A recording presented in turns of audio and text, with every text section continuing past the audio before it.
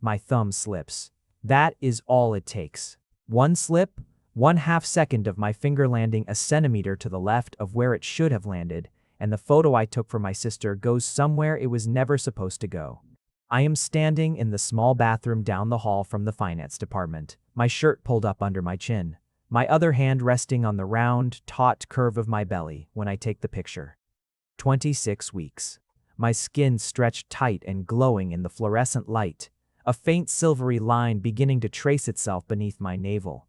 My palms spread wide because some small foolish part of me still cannot believe this is my body, that there is a whole entire person curled up warm and secret inside me. I smile at myself in the mirror, half proud and half terrified, the way I have smiled at myself in this exact spot every week for the last 2 months. I type our guess, who's getting big, don't tell mom yet, and I hit send to Mara. Except I don't hit send to Mara. I realize it almost instantly the way you realize you have stepped off a curb into traffic. Not with your mind first, but with your body. With the cold drop in your stomach that arrives half a breath before the thought does. I look down at the screen, and the name at the top of the chat is not my sister's. It is not even close to my sister's. It is his, Ricky Snow, my boss. My alpha, unclaimed and unspoken, though my body has never once let me forget what he is to my instincts even when my mind insists otherwise. The man, 3 floors above me in a glass office with the temperature always turned 2 degrees too cold. The man whose voice on the phone makes junior associates visibly straighten their spines. The man who has not smiled at me, has not smiled at anyone as far as I have ever witnessed, since the night 8 months ago that changed the entire shape of my life without him knowing it. I stare at the little gray bubble beneath my message. Delivered. Then, a second later, worse, read. A 30H mean. The typing indicator appears almost immediately. 3 small dots, pulsing. I do not breathe. I am not sure my heart is beating either, or if it has simply stopped out of some animal instinct to play dead, to disappear, to unhappen this entire moment. I press my back against the cool tile wall of the bathroom stall and slide down until I am sitting on the closed lid of the toilet with my knees pressed against the door. My phone shaking in my hand like something alive and trying to escape me. The typing dots vanish. Then they appear again. Then they vanish again. I count 4 times that he starts typing and stops before finally one single reply lands in the chat, and it is so small, so plain, that it should not have the power to knock all the air out of my lungs the way it does. My office. Now. T. I sit there for a long moment with my hand pressed flat over my belly, over the place where I can feel the baby shift lazily in response to the spike of adrenaline flooding my blood. A small protest. A small reminder that whatever happens in the next 10 minutes, I am not facing it alone anymore. I have not been alone in a very long time. I only wish, more than I have wished for almost anything, that the man I am about to face knew that before I ever had to tell him. I press my palm harder against the curve of myself, close my eyes, and try to remember how to breathe. I have worked for Ricky Snow for a 1.5 years. In that time, I have cataloged nearly everything about him the way you catalog a storm system, from a careful, respectful distance, always watching the sky for signs of what is coming. He takes his coffee black and drinks it too fast. He reads every contract twice, once for the words and once, I suspect, for whatever the words are hiding. He does not raise his voice, not ever, not even when a supplier tried to cheat us out of a shipment worth more than my yearly salary. He simply went very still and very quiet, and the supplier folded within the hour. He is, by every account, whispered through the break room, a cold alpha. Efficient, untouchable. The kind of man other alphas defer to without needing to be told why, and the kind of man omegas learn, very quickly, not to hope for anything from. I learned that lesson the hard way, because I did not learn it in time. It started small, the way these things always do. He asked me to stay late once to help finalize a merger document, and instead of the clipped, businesslike thanks I expected, he ordered dinner for both of us and sat across the conference table from me while we ate. asking questions about my life that had nothing to do with spreadsheets. Where I grew up, whether my sister still lived close to our mother, whether I liked my apartment or was only tolerating it. Small things, human things. He listened to my answers like they mattered, and something in my chest that I had kept very carefully closed cracked open just wide enough to let the light in. I told myself it meant nothing. Bosses are allowed to be kind sometimes. Alphas are allowed to be curious about the people who work for them. I told myself this every single time it happened again. The umbrella he silently held over my head at the parking garage during a storm. The way he always remembered exactly how I took my tea, the low, rough note that crept into his voice on the rare occasions he said my name instead of a title. I told myself it meant nothing, and then the company retreat happened, and it meant everything, and then it meant nothing again, and I have not fully recovered from the whiplash of it since. The retreat was held at a lodge 2 hours outside the city, all cedar beams and stone fireplaces, the kind of place that smells like wood smoke even in the hallways. I had been fighting off the first prickling edges of a suppressant headache for 2 days before we left, and I told myself, the way omegas on suppressants learn to tell themselves things, that it was nothing. Stress. Recycled office air. Too much coffee. It was not nothing. My heat broke on the second night hours ahead of schedule, hours ahead of any warning my body had bothered to give me. While I was standing at the edge of the lodge's back porch, trying to cool down from what I thought was a fever. One moment I was gripping the porch railing and blinking against the heat crawling up the back of my neck, and the next moment the whole world tilted sideways into something molten and desperate, my skin too tight. My blood too loud, every alpha scent in 100 yards, suddenly a live wire against my nerves. I remember gripping the railing so hard my knuckles went white. I remember thinking with the small, clear part of my mind that heat had not yet swallowed, that I needed to get to my room, needed to lock the door, needed to call the retreat's on-call Omega liaison before I did something I could not take back. I did not make it to my room. I made it 3 steps before my knees buckled, and it was Ricky. Of course it was Ricky, some cruel and perfect joke of fate, who was there to catch me before I hit the porch floor. I will not pretend the hours that followed are easy to talk about, even now, even to myself in the quiet of my own head. Heat does not leave much room for hesitation, and Ricky, to his lasting credit, did not take advantage of that. He got me inside, he got the door locked. He asked me in a voice stripped down to something low and rough and barely leashed again and again, whether I wanted him there, whether I wanted him to call someone else, whether I wanted him to leave. And every time through the fog and the fever and the ache that had nothing to do with sickness, I told him to stay. What happened between us that night was not cold. It was not distant. It was not the behavior of a man who felt nothing.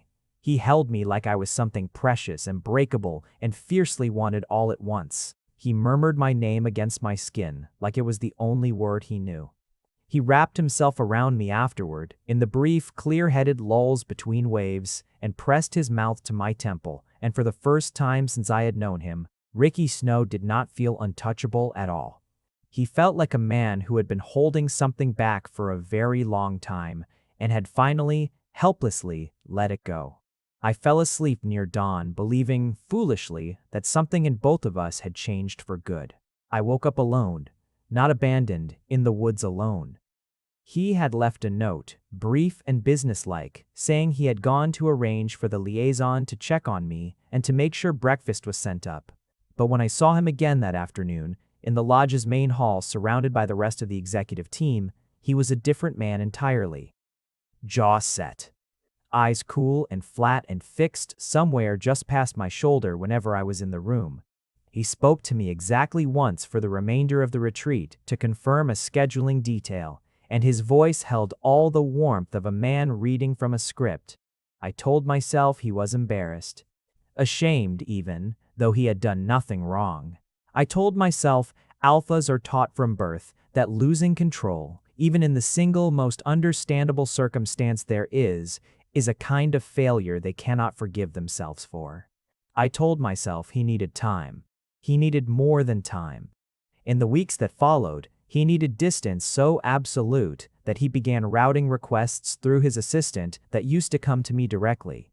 He needed silence so complete that I began to wonder, in my darker hours, whether I had imagined the way he'd held me, whether he'd had simply manufactured a tenderness that had never truly been there at all. By the time I understood what my body was actually trying to tell me, the exhaustion that suppressants couldn't touch, the sudden violent aversion to the smell of the office coffee.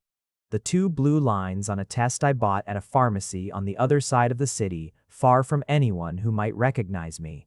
Ricky Snow had become, once again, the cold alpha everyone whispered about in the break room, a man who looked straight through me in meetings, a man who had, as far as I could tell, already decided that whatever had happened between us belonged in the past, filed away and forgotten.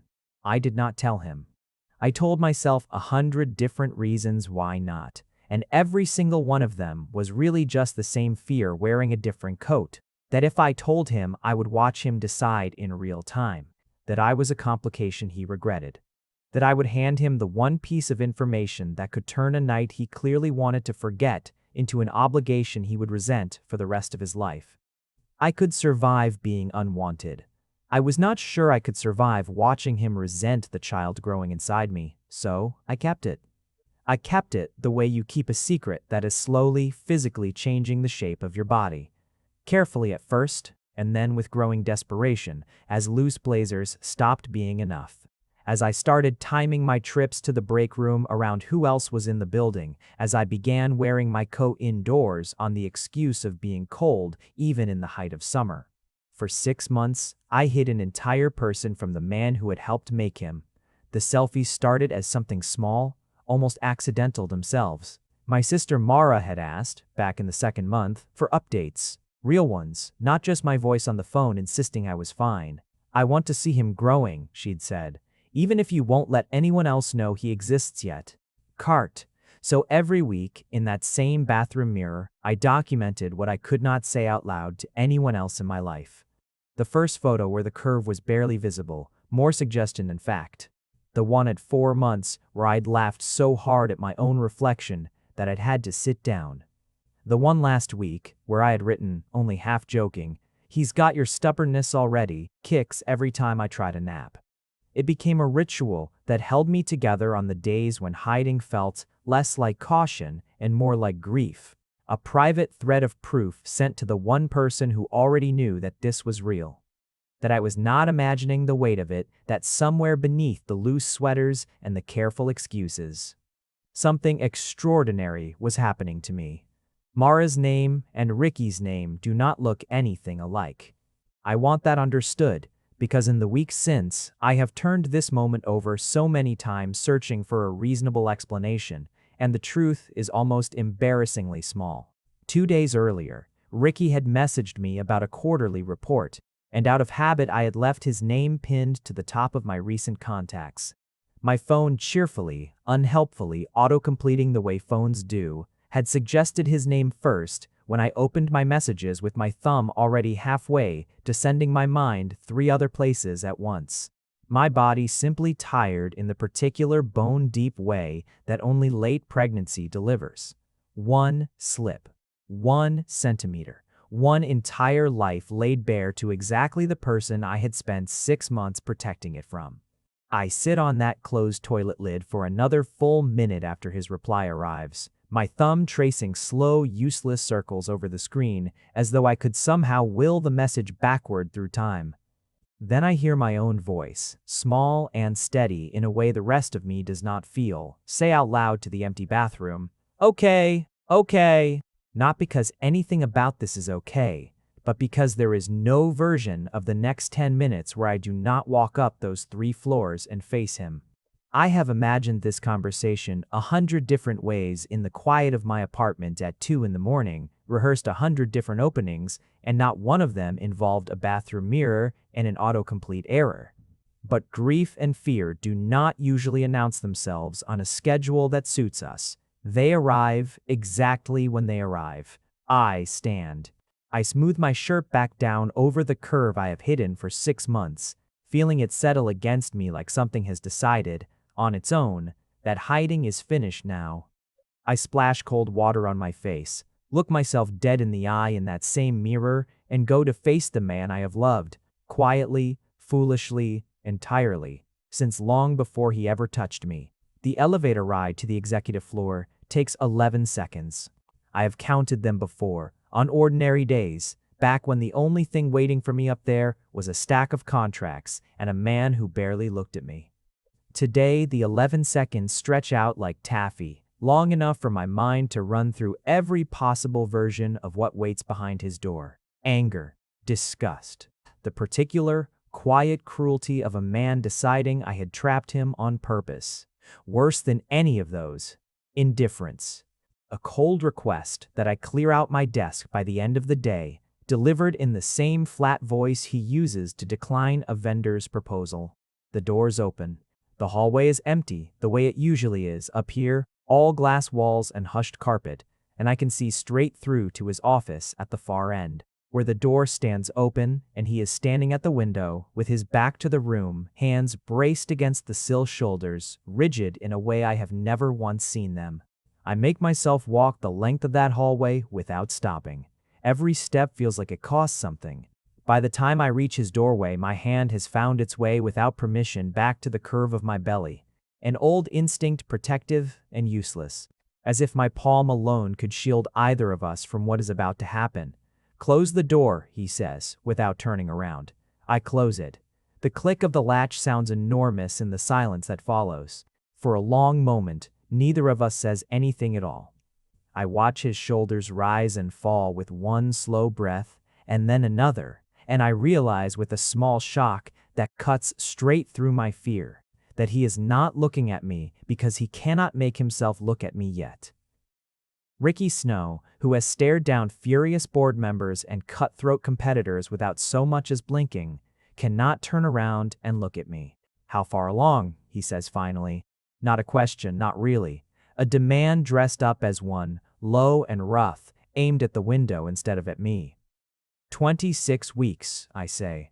My voice comes out steadier than I feel, which surprises me almost as much as it seems to surprise him. His shoulders flinch, just slightly, at the sound of it. 26. He repeats the number, like he is doing math he does not want to finish. And of course, he is even a child, could do that math. Could count backward from 26 weeks to a lodge 2 hours outside the city and a night neither of us has spoken of since. He stops, starts again, that's the retreat. Yes. He finally turns around, and I brace myself for the coldness I have spent 6 months learning to expect from that face, the flat, unreadable mask he wears into every meeting. It is not there.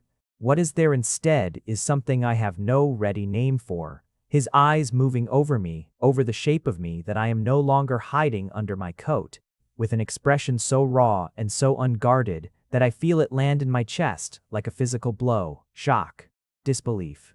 And beneath both of those, unmistakable even to someone who has spent 6 months telling himself not to hope, something that looks almost exactly like wonder. "Why?" he says, and his voice cracks on the single word in a way I have never once heard it crack. "Didn't you tell me?"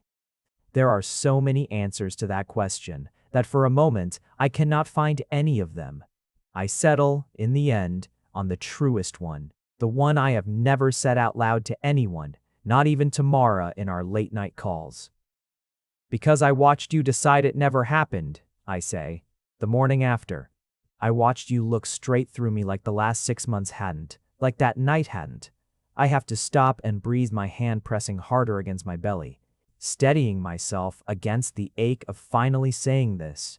"You couldn't even look at me for weeks. I didn't know how to hand you something that would tie you to me forever when you'd already made it so clear you wanted to be free of whatever we'd been. Free of you." He says it like the words themselves taste wrong in his mouth.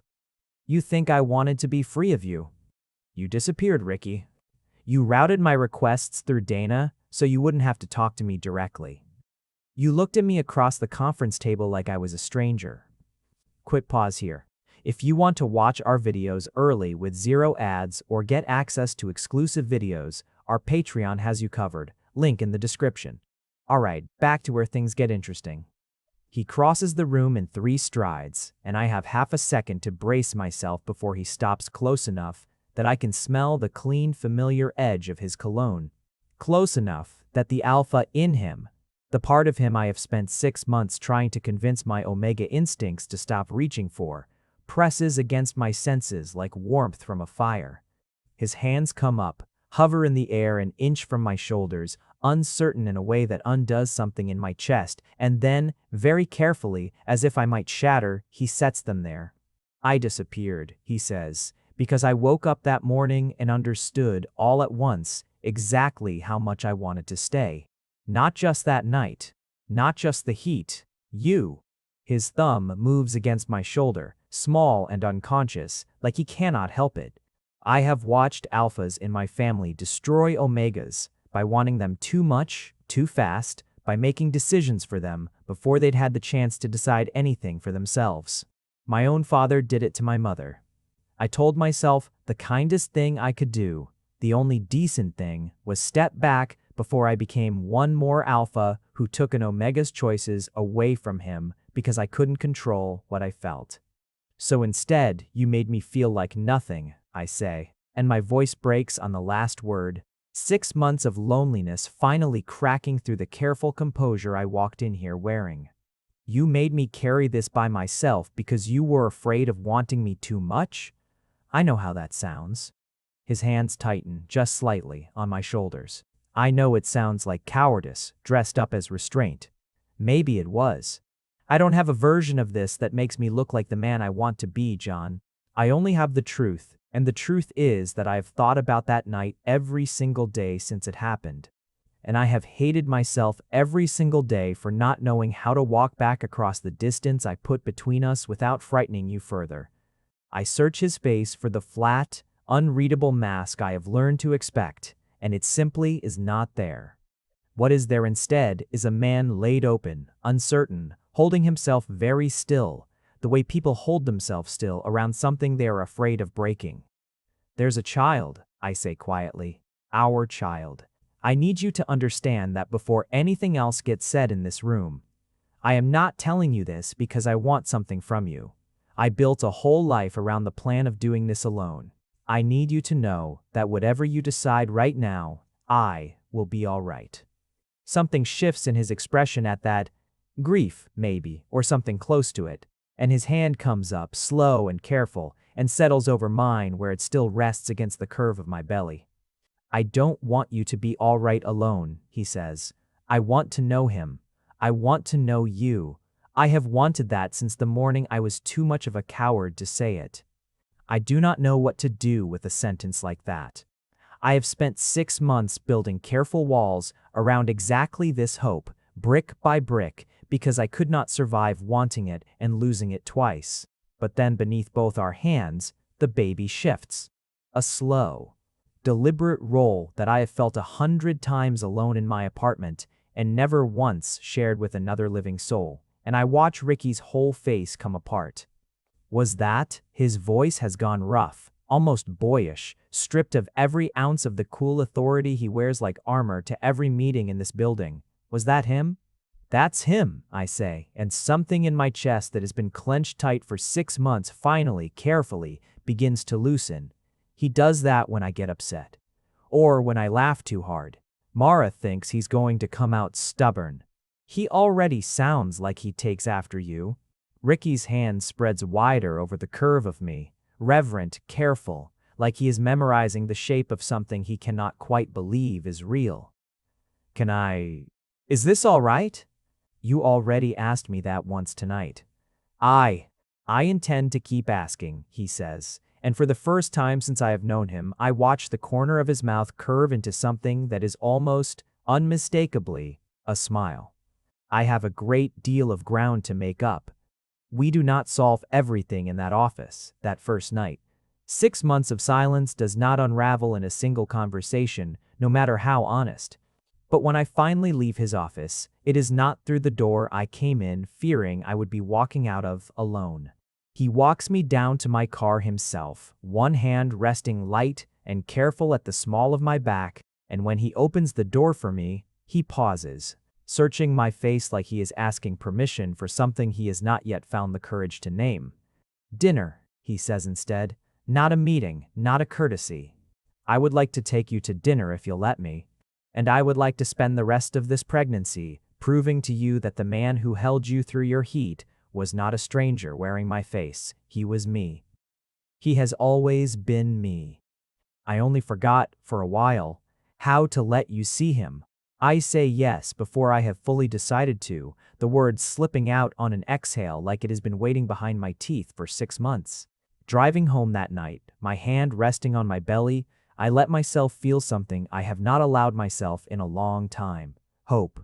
News moves through an office the way heat moves through a body. Invisible, until suddenly it is everywhere, and there is no controlling where it touches. By the following Monday, everyone on my floor knew. I do not know exactly how. I suspect it was the sight of Ricky walking me personally to the elevator every evening that week, his hand at the small of my back, his eyes tracking anyone who came within 10 feet of me with an intensity that had nothing to do with quarterly reports. Alphas are not subtle creatures when it comes to what they consider theirs, even when they have not yet worked up the nerve to say the word out loud. I braced myself for judgment. I got some quietly in the hushed way office judgment usually travels, a few sideways looks in the break room, a comment I was clearly not meant to overhear about omegas who know exactly what they're doing when they let themselves get caught by powerful alphas. I told myself I did not care. I told myself a great many things that week that were not entirely true. The worst of it came from Devin Cross, the head of client relations, a beta with sharp cheekbones and a sharper tongue who had, according to office lore, spent the better part of 2 years angling for Ricky's attention with a persistence that bordered on strategy. Devin cornered me by the elevators on Wednesday, arms crossed, smile pinned on too carefully. "Must be nice," Devin said, eyes flicking down to the curve I no longer bothered hiding. "Whatever you did up there worked fast. Took the rest of us years to get 5 minutes of his time, and you managed a corner office's worth of attention in one afternoon." I felt the old instinct rise in me, the urge to shrink, to apologize for a body that had simply told the truth before I was ready for it to. "I did not shrink. I didn't do anything," I said. "I sent a text to the wrong person. Everything after that was his choice, not mine." "Sure it was." Devin's smile thinned. "Enjoy it while it lasts. Ricky Snow doesn't do soft for long. He'll get bored of playing house the second the novelty wears off, and you'll be raising that baby alone in some apartment while he's back to ignoring you in meetings like he used to." I did not have an answer ready for that, because some small, frightened part of me had whispered the exact same fear to myself more than once in the quiet of my own apartment. I was still standing there, jaw tight, searching for words, when the elevator doors opened behind Devin and Ricky stepped out. He did not raise his voice, he never does. But the temperature of the hallway seemed to drop 3 degrees the moment he crossed it, his gaze fixed on Devin with an expression I had only ever seen him wear once before. Across a negotiating table with a supplier who had tried to cheat us. "Devin," he said, "my office, now." Then, to me, his voice shifting instantly, impossibly, into something warm enough to melt every one of Devin's careful words on contact. "Are you all right?" "I'm fine," I said, and found, to my own surprise, that it was true. I do not know exactly what was said in Ricky's office that afternoon, but Devin transferred to the regional branch 2 states away within the month, and the sideways looks in the break room stopped not long after. I did not ask Ricky to intervene. I have thought more than once since that this is precisely why he did, not because I demanded protection, but because some part of him simply could not stand by and let anyone diminish what was growing between us. Or the child growing inside me without answering for it. Our first real dinner happened 3 days after the confrontation in his office. And I spent an embarrassing amount of time that afternoon standing in front of my closet trying to find something that felt like armor and something that felt like hope in equal measure. I settled, in the end, on a soft blue sweater I had bought months ago and never worn, one that did not try to hide the shape of me at all. Ricky picked me up himself, which surprised me. I had half expected a car service, the kind of careful, controlled gesture a man like him might use to maintain distance even while closing it. Instead, he stood on my doorstep in a jacket that had clearly been chosen with care, holding a small paper bag that turned out to contain ginger candies, the kind meant to settle nausea, and a book on omega prenatal care, so thoroughly annotated with sticky notes that I laughed out loud for the first time in what felt like months. I had been reading, he admitted, a faint flush climbing up the back of his neck, an expression so unlike the cold alpha of the boardroom that I had to resist the urge to reach out and touch his face just to confirm he was real. I did not know anything. I still do not know very much, but I intend to learn everything there is to learn if you'll let me. Dinner was quiet, unhurried, held at a small restaurant with candlelight low enough that no one across the room would think to look twice at us. He asked about the pregnancy, the real details, not polite small talk. Whether I was sleeping, whether the ginger helped, whether I was scared, and when I admitted quietly that I was terrified more nights than I would ever say out loud to anyone but him. He reached across the table and laced his fingers through mine and simply held on. No advice, offered no attempt to fix what could not be fixed, only the solid, steady presence of his hand around mine. "Tell me about the retreat," I said eventually, because 6 months of silence had left too many things unsaid between us, and I did not want to build whatever this was on top of a foundation still full of holes. "Tell me what you were thinking, really thinking, not the version you gave me in your office." He was quiet for a long moment, turning his water glass slowly between his fingers. "I was thinking," he said finally, "that I had never in my life wanted anything the way I wanted to stay in that room with you. Not a merger, not a promotion, not anything I have ever built with my own hands. I was thinking that I had spent 34 years believing that kind of wanting was dangerous because I watched it curdle into something ugly in my father, and I did not trust myself not to become him if I let myself have it." His eyes lifted to mine, steady and unguarded in a way that still, even now, catches me off guard every time I see it. I was wrong to run from it instead of learning how to hold it carefully. I know that now. I am asking you to let me prove I have learned it. I did not have a clever answer for that. I only squeezed his hand back and let the quiet of the restaurant hold the rest of what neither of us was ready to say yet. The weeks that followed unfolded slowly, carefully, the way trust rebuilds after it has been badly bent. Not all at once, not in some single dramatic gesture, but in 100 small acts stacked one on top of the other until, almost without my noticing, I looked up one day and realized I had stopped bracing myself for him to disappear. He started small. A cup of decaffeinated tea, made exactly the way I liked it, waiting on my desk some mornings before I arrived. A standing lunch reservation at the restaurant 3 blocks from the office that served the ginger soup I had mentioned once, in passing, that seemed to be the only thing that reliably settled my stomach on bad mornings. He learned without my ever explicitly teaching him which of his own habits made me nervous. The way he used to stand too close during meetings without thinking. The low growl that crept into his voice when he was frustrated with a vendor call, and he adjusted them quietly, deliberately. The way you adjust your grip on something you have realized is more fragile than you first assumed. He came to my second-to-last prenatal appointment before I'd even asked him to, sitting in the small waiting room with his knees too big for the plastic chair, filling out the guest form with a careful, deliberate handwriting that listed himself without hesitation as father. Tractic. I watched him read that word back to himself after he'd written it, watched something move across his face that looked almost like disbelief, like joy, too large to easily hold. And I had to look away toward the window before he caught the way my own eyes had filled. "You don't have to come to all of them," I told him afterward, walking slowly out to the parking lot, his hand hovering near my elbow the way it always did now on stairs, on curbs. "Anywhere the ground might betray me. I know you have a company to run. I have run this company for 11 years without missing a single decision that mattered," he said. "I do not intend to start missing the decisions that matter most now." There were harder nights too, Nights that had nothing to do with Devon or the office or anyone's opinion but my own fear. I woke once near 3 in the morning from a dream so vivid I could still feel the weight of it in my chest. A dream where I opened my eyes and Ricky was gone again.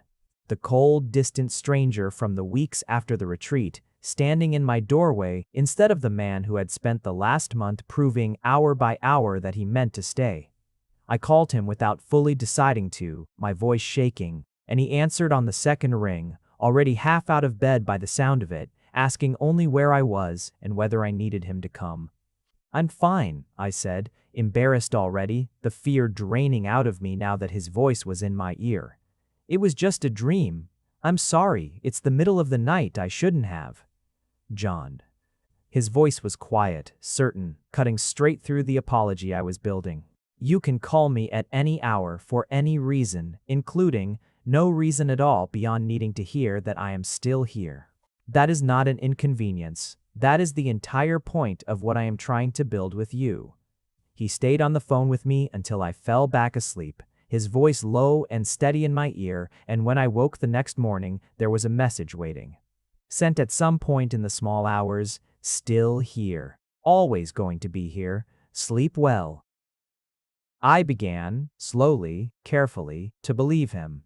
The scare came at 33 weeks, on an otherwise ordinary Thursday afternoon, the kind of day so unremarkable that I have had to work hard since to remember any detail of it beyond the moment everything shifted. I was at my desk reviewing a contract when the first wave of pain moved low across my belly, sharp enough to steal the breath clean out of my lungs, followed by a second wave before the first had even fully released me.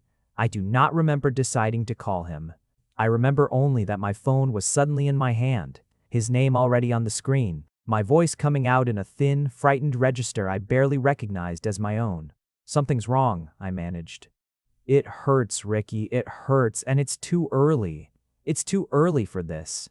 "I'm coming," he said, and I heard, in the background, the sound of a chair scraping back so hard it must have toppled, heard him already moving before he'd finished the sentence.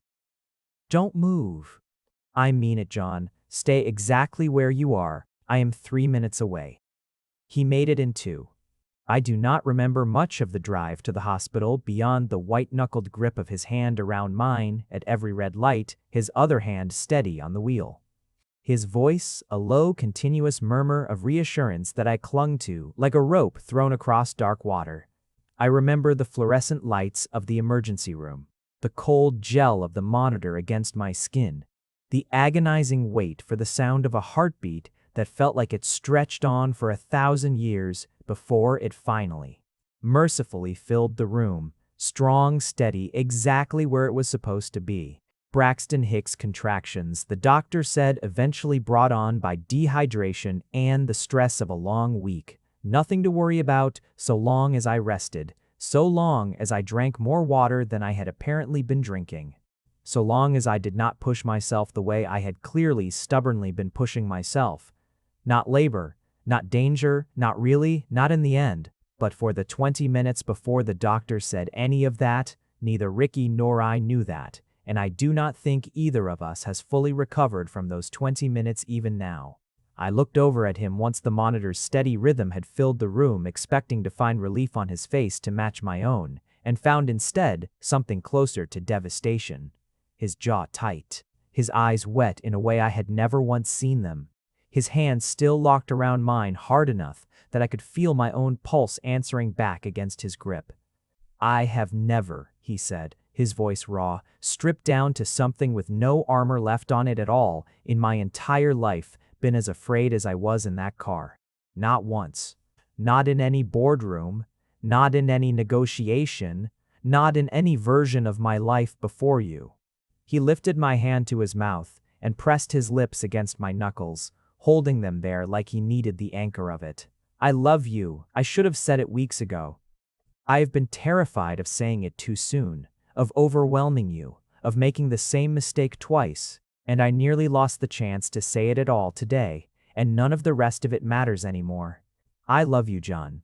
I love you, and I love him, and I am not spending one more day pretending otherwise out of fear." I do not know how long I sat there in that hospital bed, his hand pressed to his mouth against my knuckles, before I found my voice again.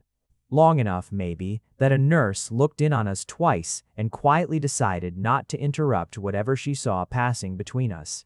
"I love you too," I said finally, and the words came out easier than I had ever imagined they would. 6 months of careful walls simply falling away now that there was nothing left to protect myself from. I think I have loved you since long before that retreat, if I'm honest. Since the umbrella in the parking garage. Since you remembered how I take my tea. I just didn't let myself call it that, because I didn't think a man like you had any intention of loving me back. A man like me, he repeated, something almost pained in his voice. Spent 6 months so frightened of wanting you the way I wanted you that he nearly lost you entirely. Don't measure what I'm capable of by the coward I was in that lodge hallway. Measure it by every day since I found out about him. His hand moved, gentle and reverent, to rest against the curve of my belly, where the baby, as if on cue, gave one slow, rolling kick against his palm. Measure it by this. I am not going anywhere, John. Not tomorrow. Not when he's born and the nights are hard and neither of us has slept in a week. Not ever. We left the hospital 3 hours later with a prescription for rest and hydration and absolutely nothing more serious than a very thorough scare. But something between us had shifted in those 3 hours, in a way that no amount of dinners or ginger tea or careful gestures could have accomplished on their own. Fear has a way of stripping everything down to what actually matters. What mattered in the end was simple enough to say in 4 words, and we had finally, both of us, said them. He did not let me go home to my own apartment that night. I did not particularly want him to. We drove instead to his place. A clean spare condo on the 14th floor that had always struck me on the rare occasions I'd been there for work. As a place a person visited rather than a place a person lived. And he ordered soup from the restaurant with the ginger broth I liked. And he sat with me on his couch, with my feet in his lap, pressing his thumbs slowly, methodically into the aching arches of my feet while I fell asleep sitting up, more at peace than I had been in the better part of a year. I woke once in the small hours to find him still awake beside me, his hand resting light and careful over the curve of my belly, his eyes fixed on nothing in particular with an expression of such quiet, fierce tenderness that I nearly forgot to breathe. "Go back to sleep," he murmured, catching me watching him. "I'm only thinking." "About what?" "About how close I came to losing this," he said. "About how I intend to spend the rest of my life making sure I never come that close again." I moved into the condo on the 14th floor 2 weeks later, not because either of us made some grand ceremony of the decision, but because it simply stopped making sense to sleep apart once we had both admitted, out loud, what we meant to each other. He cleared out an entire closet without asking, hung a small shelf in what would become the nursery for the stuffed animals Mara had already started sending in a steady, delighted stream. Once she found out the truth of who the father was, he learned to leave the hallway light on for my 3 a.m. trips to the bathroom, learned the particular way I liked the blankets tucked at the foot of the bed, learned somewhere in those 2 weeks how to simply exist beside another person without the careful armored distance he had spent his whole life believing was strength. Mara met him for the first time on a Sunday afternoon, arriving at the condo with a casserole dish and an expression I recognized instantly as the same protective fury I'd worn on her behalf more than once over the years. She looked Ricky up and down in the doorway for a long, silent moment, and he stood there and let her, chin level, hands open at his sides, offering himself up for judgment without a single word of defense. "You heard him once," she said finally, flat and direct in the way only older sisters manage. 6 months of silence. "I watched him cry over you more nights than I can count, and I want you to understand that I will drive across 3 states to make your life difficult if you ever do that to him again." "I understand," Ricky said, without hesitation, without a flicker of the cold authority he wielded so easily in every boardroom. "I have no defense for those 6 months beyond the truth, which is that I was a coward, and your brother deserved better than a coward. I intend to spend the rest of my life proving I've become something better than that. You're welcome to hold me to it." Whatever Mara saw in his face in that moment must have satisfied something in her, because she handed him the casserole dish, told him bluntly that the oven needed to be at 350, and swept past him into the condo to hug me so hard I nearly lost my balance. Later that night, once she'd gone, Ricky admitted with a rare sheepish laugh that he had been more nervous meeting my sister than he had been closing the largest merger of his career. "She loves you," I told him. "That's what that was. Trust me, I know the difference." "Then I have two people to spend the rest of my life earning," he said, "and I intend to earn both." The subject of bonding came up on its own, the way most of the important things between us had, not as some grand planned occasion, but in a quiet moment folded into an ordinary evening. We were lying in bed, his hand tracing slow, absent circles against the curve of my belly, when he went still in a way I had learned by then meant he was working up the courage to say something he had been carrying for a while. "I want to bond with you," he said finally, his voice low, careful, none of the boardroom certainty he wore so easily everywhere else. Not because of him, not because it would look better to the world or settle anything for anyone watching us. "I want to bond with you because I cannot imagine building the rest of my life around anyone else. And I would like my body to carry the proof of that the same way yours will carry the proof of him. But only if you want it to. I will not ask you to give me anything you are not certain of." I understood in that moment exactly what he was offering. Not just the mark itself, though the thought of it sent a slow, warm shiver down the back of my neck that had nothing to do with fear, but the entirety of himself laid open and asking, rather than assuming. 6 months ago, the same man had made a choice for both of us out of fear and called it kindness. This time he was doing the opposite, handing the choice back to me with both hands, waiting. "I want it too," I told him, and meant it more completely than I think I had ever meant anything. I have wanted it, I think, since the night at the lodge, even before I understood what I was carrying. I was just too afraid to admit it to myself. We did not rush it. Bonding is not a thing to rush, not when it is done right, not when it is built on more than a single desperate night.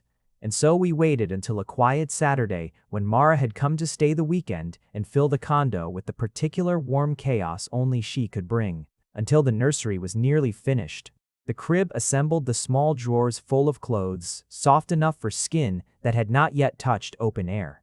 That night, once the condo had gone quiet, Ricky held me close and asked me one final time, gently, certainly whether I was sure, and when I told him yes, when I bared my throat to him with the trust I had not known myself capable of 6 months earlier, he marked me with a tenderness that undid every last careful wall I had built to protect myself from exactly this kind of wanting. I woke the next morning with his mark, warm against my throat, his arm heavy and certain across my waist, the baby shifting lazily beneath both our joined hands, and understood, with a clarity that felt like sunlight after a very long winter that I had never once in my life felt as safe as I felt in that moment. "Good morning, mate," Ricky murmured against my hair, and I felt the words settle into my chest like it had always belonged there, waiting only for both of us to become brave enough to claim it.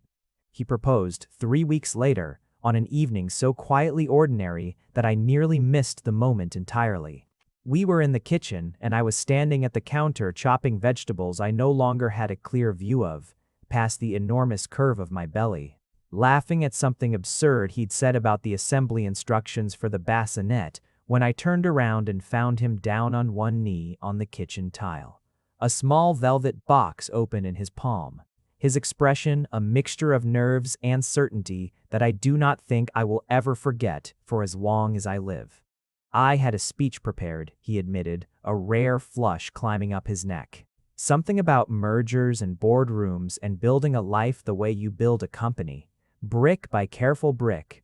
I have decided, watching you laugh at me about bassinet instructions, that none of that matters half as much as the truth, which is simply this: I do not want to build anything else in my life that does not have you at the center of it. I love you.